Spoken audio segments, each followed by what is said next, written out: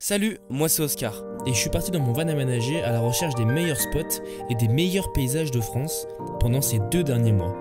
Ce voyage inédit pour moi étant fini, il est temps d'en faire son bilan. Let's go.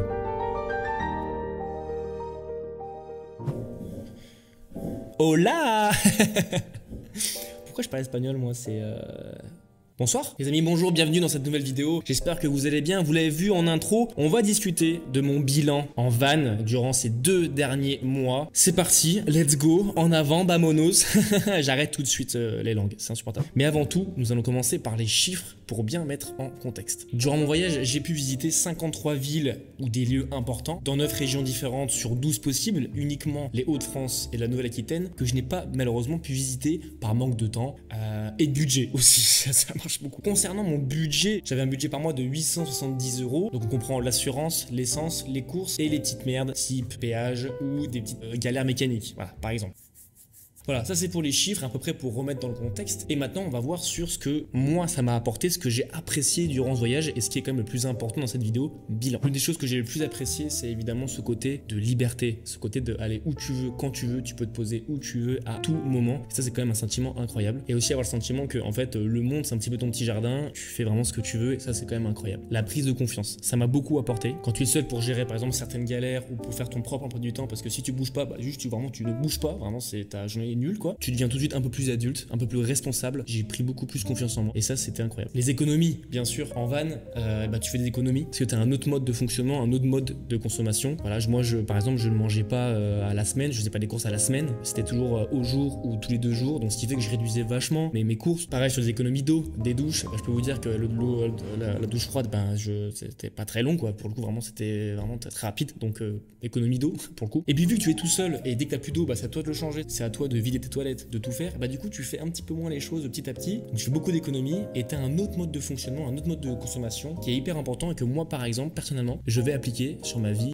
pour l'après-van quoi, si je puis dire quoi. Se recentrer sur soi-même, très important, je l'ai un petit peu évoqué tout à l'heure, mais être seul c'est aussi se recentrer, se poser les bonnes questions, repartir sur de bonnes bases et surtout sur des bases saines, donc ça m'a beaucoup apporté. J'ai du coup, comme j'ai dit, plus confiance en moi et c'est bien plus agréable. Le confort d'avoir à peu près ta maison tout le temps à portée de main, j'ai bien aimé ça parce que par exemple je vais courir, je vais faire du sport, bah, je rentre dans mon van, j'ai la douche direct, voilà, j'ai pas à prendre la voiture, à revenir chez moi, à prendre ma voiture. Pareil, j'ai faim, hop, je me fais à manger direct, je dors tout de suite après. Enfin, pas si vous comprenez ce que je veux dire, mais il y a ce confort de, bah, dès que t'as besoin d'un truc, tu vas vraiment derrière et t'as tout ce qu'il te faut. Et ça, c'est quand même vachement agréable quand t'es en van. S'ouvrir aux autres, c'est très important également. Vu que tu es tout seul, et ben tu es entre guillemets obligé d'aller voir les autres pour une question, pour une galère, etc. Et du coup, j'ai pu faire pas mal de rencontres et c'est super agréable. Et quand t'es tout seul, encore plus en voyage en van, bah t'es beaucoup plus amené à faire des rencontres et c'est super enrichissant. La sensation d'être seul au monde quand t'es dans un spot incroyable. Cette sensation, elle est incroyable, surtout moi qui suis parti en basse saison, c'est-à-dire c'était fin été, plutôt début hiver, à l'automne quoi, du coup c'est vraiment en un mot, c'est l'automne. Et ben c'est pas là où les gens vont beaucoup voyager en van, à part ceux qui sont vraiment sur les routes régulièrement. Et du coup quand j'étais dans des spots incroyables, et ben j'étais vraiment seul. Et il y a vraiment ce côté de l'exclusivité. Tu partages ce spot avec personne entre guillemets. C'est ce spot, il est là pour toi, le moment il est là pour toi. Et il y a ce côté un peu t'es seul au monde. Et c'est ce côté un peu exclusif également qui est super jouissif quand t'es dans ces spots là. Et c'est juste trop bon quoi. Vivre à 100% chaque journée, très important. Quand t'es dans ton van, t'es ton propre emploi du temps. Donc t'es constamment en train de rechercher des activités, des spots pour un peu bouger et pour que ce soit le plus enrichissant possible. Donc du coup bah t'es tout le temps en mouvement et c'est super agréable. Et du coup ça vient s'additionner avec la liberté. Tu fais vraiment ce que tu veux, tu vis vraiment tes journées à 100%. Chaque galère, quand tu dors, quand il faut que tu ailles trouver un spot pour dormir, et ben tu dors dans la nature. Donc oui, t'es peut-être dans ton habitacle et t'écoutes les bruits des animaux à côté, t'écoutes les voitures. Donc t'es vraiment à 100% dans ta journée, dans ta vie, tu vis vraiment à 100% et ça peut faire un peu peur des fois, mais à la fin tu te sens vraiment vivre et c'est super agréable. Le détachement social. Pour ma part, la solitude au début était un peu compliqué, pas vous mentir, il y a des gros moments de blues. Oh yeah. Pas ce blues là, vraiment je parlais du coup de mou quoi, vraiment pas sûr de cette fan, pas sûr. Mais une fois que t'as appris à être seul et en phase avec toi-même, ce détachement social là, de tout ce brouhaha, de tout ce bruit, juste c'est toi et la nature, bah tu revis un petit peu et c'est très agréable. Maintenant évidemment les points négatifs, ce que j'ai un petit peu moins aimé durant ces 2 mois de Tour de France, vous voyez ce que je veux dire, je fais des grands gestes, je sais pas pourquoi. Les douches, premièrement les douches, je n'avais pas d'eau chaude, c'était uniquement de la douche froide, de l'eau froide et je suis parti évidemment en plein automne, début hiver, c'est génial, c'est parfait pour les douches froides. C'est faux, c'est tellement faux putain. Ouais, les douches vraiment, j'ai vraiment subi les douches. c'était pas très agréable. Et pour être honnête, je me suis pas mal incrusté dans quelques campings quand même pour les douches quoi. Parce que vraiment c'était pas possible les douches froides tous les jours. Et je repartais... Voilà, pas trop à refaire, mais disons que... Oui, moi je l'ai fait, voilà, je l'ai fait. Voilà, Hop, emmenez-moi. C'est pas ici, comico. Waouh. Un petit espace pour vivre, c'est vrai que j'ai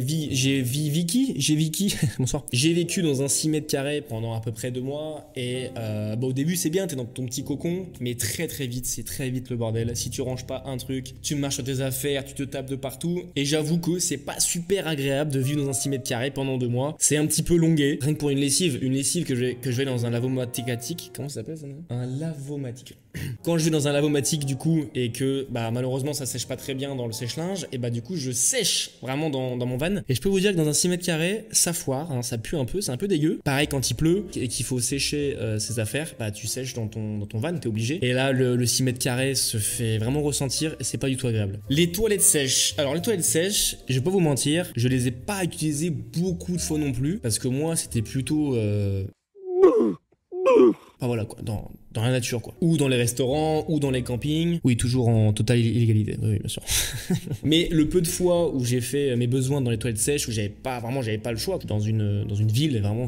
je peux pas chier par terre quoi. Enfin, voilà, y a pas, voilà, je te le dis. Et c'est pas toujours agréable, voilà, c'est une petite odeur, il faut mettre tes petits copeaux, hop, tu refermes, ça sent pas très bon à la poubelle. C'est pas un moment super agréable, mais c'est l'un des points faibles, on va dire, même si je l'ai vraiment utilisé rarement. Mais à chaque fois, c'était pas non plus un pur kiff, je vais pas vous mentir. La solitude, voilà, on en vient, la solitude, c'est à la fois un point fort. La solitude en soi m'a beaucoup apporté, mais c'est vraiment sur la fin où j'ai commencé à le ressentir, parce que je suis quelqu'un qui aime beaucoup être avec des personnes également, donc c'est pour ça que je l'ai ressenti sur la fin. Mais avant de subir la solitude, c'est hyper important de la connaître, cette solitude, d'être bien avec ça. Et ensuite, tu pourras dire, ok, moi, je suis seul un temps, ça me va, ou moi, je suis seul longtemps et ça me va très bien. Voilà, moi, je sais que ça va un tout petit temps, et après, je peux repartir sur de meilleures bases. Je sais pas si je suis très clair, hein, je sais pas du tout, mais en tout cas, la solitude sur la fin, ça m'a pesé. Et voilà. Qu'est-ce que je changerais si c'était à refaire pour ce road trip en van? Et c'est simple, je partirais tout simplement dans une période un peu plus chaude, peut-être. Voilà. C'est vrai que peut-être l'automne, c'était pas super adapté pour un van qui a pas de chauffage et qui a pas d'eau chaude. J'aurais peut-être dû me le dire avant, quoi. C'est sûr. Mais toujours garder ce système de basse saison. Quand il y a de plus en plus de vannes et quand t'es en van et quand t'as un spot incroyable, t'as pas envie de le partager avec des gens à côté de toi. Je pense que je partirais plus au printemps, là où il fait un peu plus doux, il fait un peu meilleur et je subirais un petit peu moins les réveils à 7 degrés et les douches froides, par exemple.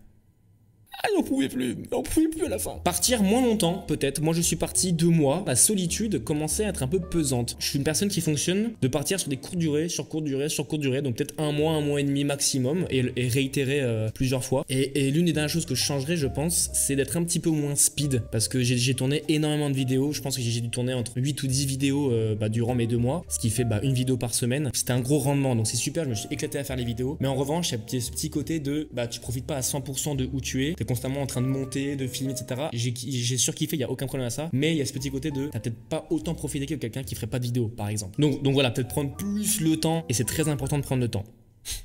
Victor Hugo.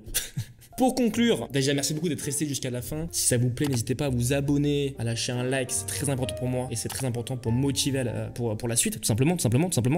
Pour conclure donc, ce voyage il a été hyper bénéfique, tant pour mon épanouissement personnel, ma prise de confiance. Je me connais évidemment bien plus maintenant, mais ça a été également hyper enrichissant parce que ça m'a permis derrière de découvrir une nouvelle manière de voyager, une manière plus simple, plus économique et surtout où je suis plus proche de la nature et en fait je profite bien plus à 100% de mes séjours quand t'es en van que quand t'es à l'hôtel par exemple. Et cette nouvelle manière de voyager, franchement j'ai surkiffé et ça je connaissais pas et vous pouvez être sûr que je vais réitérer l'expérience. Et enfin, petit mot pour la France parce que je suis quand même parti en road trip en France et j'ai redécouvert mon pays qui est un pays magnifique tant pour la culture mais pour les paysages, c'est absolument magnifique et je voulais vous le dire, on a beaucoup de chance nous Français d'habiter dans ce pays quoi en fait, qui est absolument magnifique. Et voilà, donc pour toutes les personnes qui hésitent à partir en van, j'ai qu'une seule chose à vous dire, qu'attendez-vous en fait?